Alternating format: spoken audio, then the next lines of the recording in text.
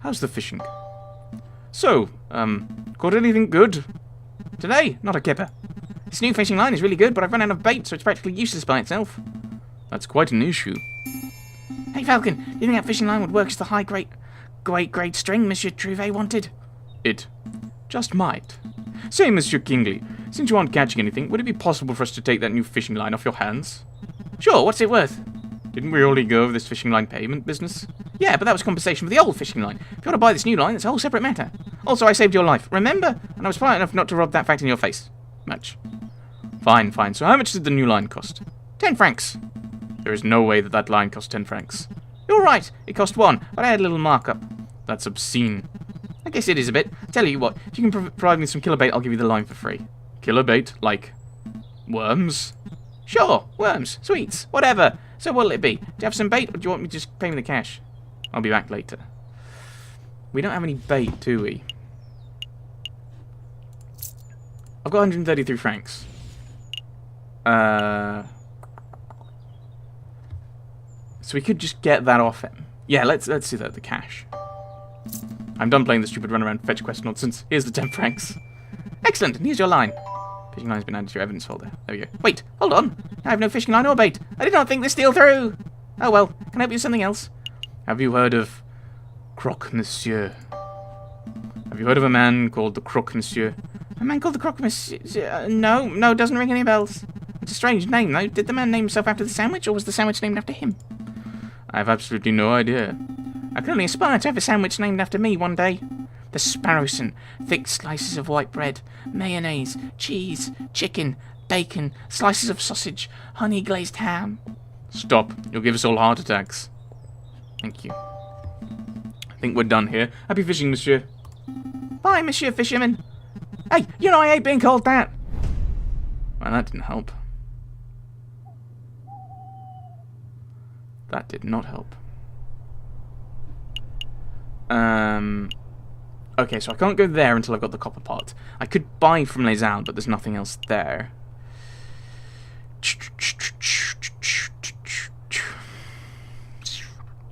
And he said and Sparrowson was like, I remember seeing a copper pot somewhere, but I can't remember where that was. So let's go to Mousy. Let's visit Renard and Mousy. You look very different. Well, this is most unexpected. Monsieur Falcon, Monsieur Sparrowson. I believe this is our first time meeting without disguises or pretenses, as it were. Oh, but first things first. Mousy, would you kindly fetch our guests some tea? Oh, of course, Monsieur Volpez, of course.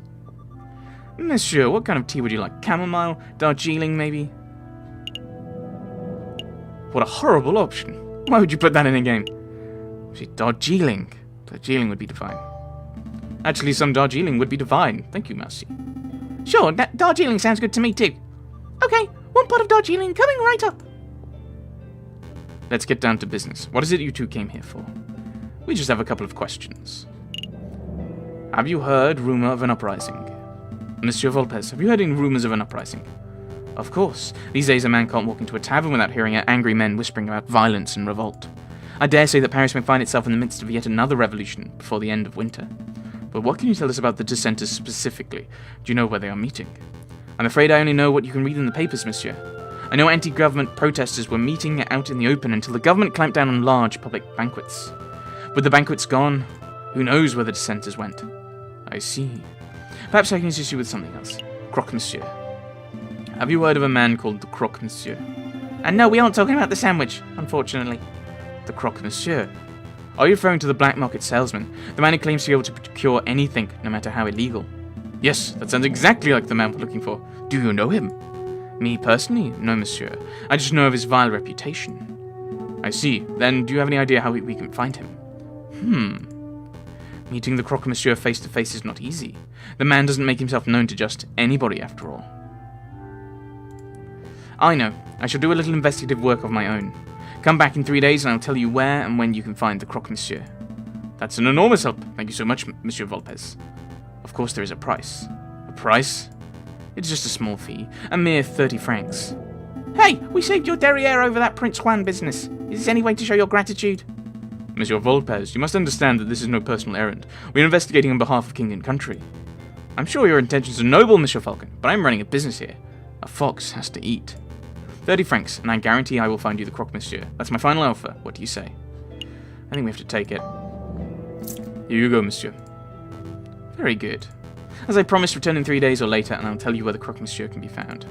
Rest assured that I will undertake my end of the bargain with care and diligence. I expect nothing else. Thank you, Monsieur Volpez. It is my pleasure. Was there anything else you wanted to ask? No, that's it. That is all. Have a pleasant day, Monsieur Volpez. As to you, monsieur. But, tea? Tea's ready, Monsieur Volpez. It's ready. I'm afraid you're too slow, Massey. Oh, bother. Right, so that's Sunday, Monday, Tuesday. So to Tuesday. We need to get to Tuesday. And then we can go and visit. Oh, okay, so we can't actually go there anyway. Ah, very clever. Very, very clever. I could go to the chateau. But they might have had a copper thing there. Maybe. I can't remember. Let's go to the tavern, because it might be there. And we might be able to get some insight as well while we're here. No drinking. Bad Falcon. Calm down, Sparrowson. I'm just here for information. Taverns are the first place people go to moan about the government. Therefore, they're a perfect rebel breeding ground. Oh, that makes sense. Oh, it's you two. What will it be today? Wine or beer? I'm afraid it's just questions for now, Madame Quinel. We're looking for a man called the Croque Monsieur. Have you seen him? No, that name doesn't seem familiar at all. Okay. Have you heard any of your patrons bad-mouthing the government? Of course. This is a tavern, hun. If people couldn't come here to gripe and talk politics, where else could they go? That's true, but has anyone stood out? Well, just between you and me, the pair on the drinking floor have been acting very shifty.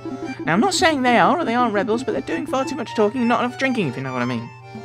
I think I do. Thank you, madame. Let's see where to go.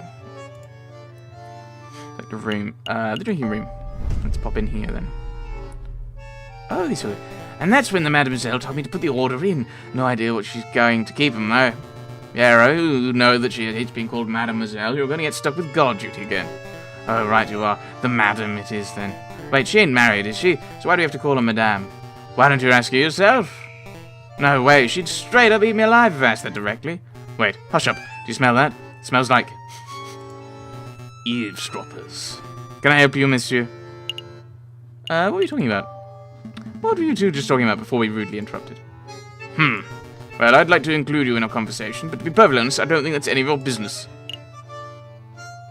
Right, we want to join the rebels. I don't know if that's going to help, is the problem. Because that might not have been about the rebels. It's not our business. You're right, it's not our business. I suppose it isn't our business. I apologize for asking, monsieur. Quite alright. No, I'm done. So they're not going to be. Heard of Croque Monsieur? Monsieur, have you heard of a man called... Falcon, wait! There's a slight chance these guys might be rebels, right? So if we ask directly, they might be scared off. Good point. I'll try to keep it subtle. The Croque Monsieur, tell me everything. Where did you get that rifle? Monsieur, I see you're carrying a rifle. Evidently. You manufactured it. Ah, good question. See, most hunters around here are carrying old French Chalvis, but this beauty's something special. See, it's American, from the Springfield Armory, model 1812, percussion lock firing mechanism. An American musket, you say? You said it was a rifle. Rifles aren't muskets, they're different things. Ah! Sorry. That's certainly quite special. It must be very hard to procure. It's true you can't buy guns of this quality from Stand Street sellers, but if you know the right people... Please go on. Well... Okay, listen carefully. You didn't hear it from me, but to meet the Croque Monsieur, I didn't need to spend that much. I didn't need to spend the money. Actually, it'd be foolish for me to explain in public. It would be much easier if you just take this. The Book of Judges? What is this, some sort of law book? The book's subject is not important. Just take it. Oh, I see. It's the Book of Judges from the Bible. Old Testament stories of God smiting people and stuff. I appreciate the gift, but I'm not religious. Nor am I. And why are you... Just take it, you idiot! Bible books are what we used to pass around and code phrases, don't we? Code phrases? Piero, please. I'm trying to be low-key, and I can't do that if you're mouthing off with that big beak of yours. Right you are. Try to forget what my friend said. Just... with a little searching, and with the contents of that good book, you should be able to get what you desire. Is that a religious metaphor? No, monsieur. I'm being very literal. I don't know what accent. My accent's falling apart. Well, thank you very much for the gift, monsieur. But to be honest, I have no idea how this is supposed to lead into a gun salesman. Ah, I see. Well, I hear there's an excellent friar who performs Bible readings at Notre Dame Cathedral. Perhaps if you show the man your new book, he'll be able to find you a particularly spiritual passage. Are you sure this isn't a religious metaphor? I feel like you're trying to convert me. I assure you, I'm as secular as they come, monsieur. Friar at Notre Dame Cathedral. Thank you, monsieur. I'll make a note. Was there something else you wanted? No, that's it. Thank you for assistance, monsieur. It's nothing. Get out of here already. You two seem like decent fellows. You shouldn't get involved in this rebellion business. Just do whatever you need to do with the croque monsieur and get out of Paris. That's what a smart person would do. I appreciate the advice, monsieur. Right. Let's have a look in it.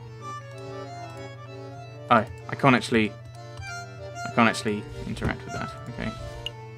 So, not the card room. Are we ready to hit the road? Let's go. Yep, let's make a move.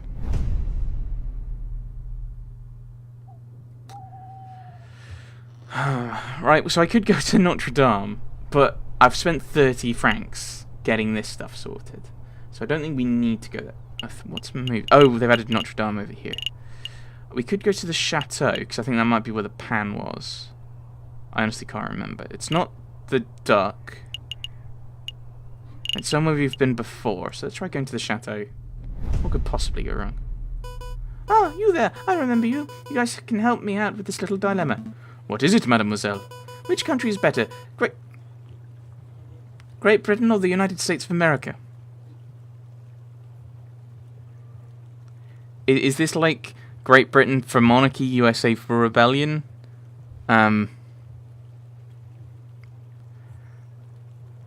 What would a proud Frenchman actually say at this point? Because this is 1840s. So, I mean, there's not going to be another... I mean, it's the whole point, the whole reason why everyone was kind of very much like, oh, World War I certainly wouldn't happen, is because it'd been 100 years of peace since Waterloo, roughly, not exactly, but roughly, on the continent. And of course, the French had declared war on Britain prior to that to assist the American colonists. And then obviously you've got the Napoleon issue. But we're currently living under a monarchy that had been set up again by the British, among other people. I mean, you had the Revolutionary Wars, because you had the French Revolution, and they were fighting basically all the royalist forces, because the other countries wanted to put down the rebellion, the revolution in France, to basically make a point of, you don't mess with the royalists, you don't mess with the monarchy. But what would Falcon say? What would Falcon say? What would a Frenchman with a British accent say? Make it so, number one. Well, he did like Darjeeling, so I think we've given him Darjeeling, so I think obviously it makes sense to say Great Britain, continuing the theme. Putting aside all prejudices, the British Empire is magnificent. I suspect it'll continue to prosper for years to come, until the Americans come along and ruin it. And no other empire. Yes, I'm a bit bitter about that. We should probably put things like that aside and ignore it. Right. The USA is still a young nation. Anything could happen to it. Like rip itself apart over racism.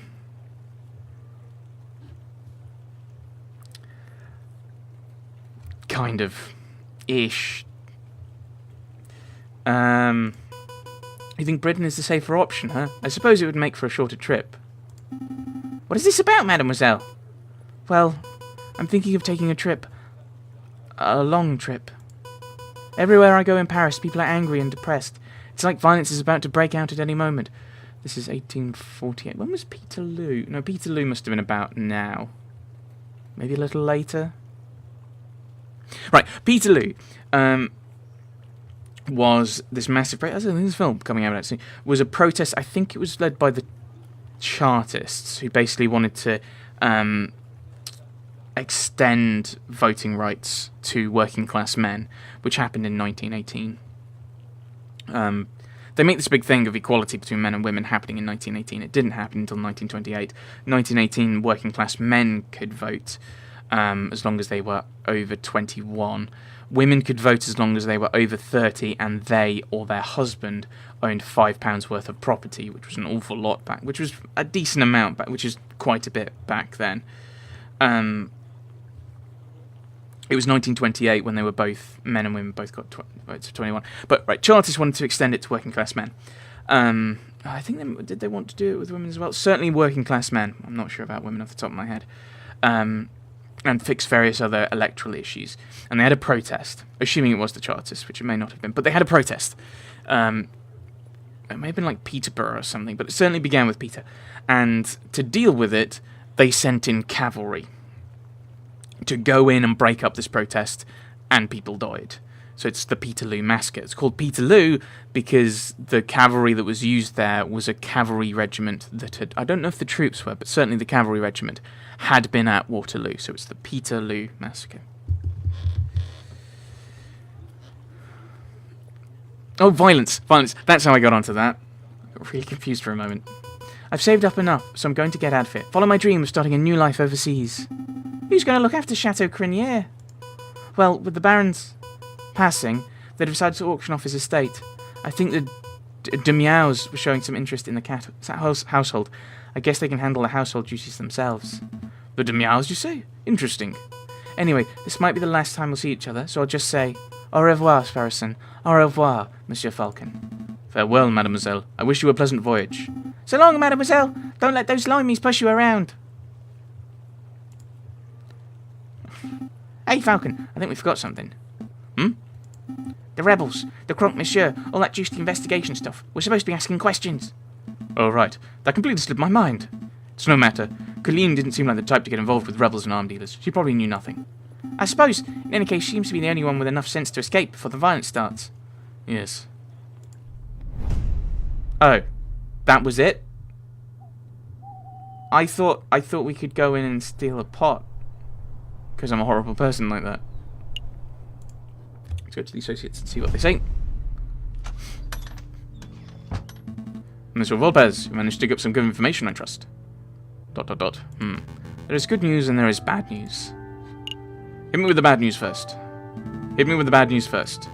The Croque Monsieur refuses to speak with anyone who does not know a secret password. And I'm afraid I was unable to procure that particular password. I see. That is a problem. So what's the good news? If you want to meet the Croque Monsieur anyway, I've learnt that he lurks around the Rue des Marmousets on Friday evenings. The Rue des Marmousets? Oh, the Monkey Road by Notre Dame. That's easy enough to get to. Apologise, could not be of more help. It's no problem at all, monsieur. You're going to fantastically eat. Rue des Marmousets on Friday. I'll be there. And this password shouldn't be too hard to uncover, just to find someone with a loose enough tongue. Okay. Shan't delay you two any longer. Okay. Right, thanks for all the help. So, you have to do that anyway to get to Rue des Marmousets.